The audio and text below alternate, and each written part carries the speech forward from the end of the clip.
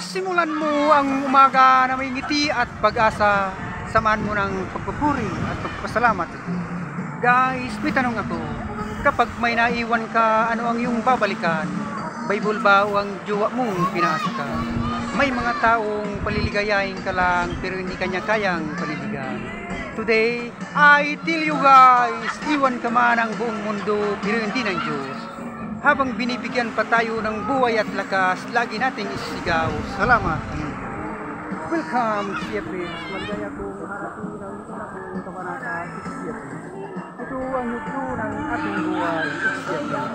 At akin ang kalimutan ang una nakitong mga naunat na uli kong maraming salamat niyo mga kaibigan. Salamat po.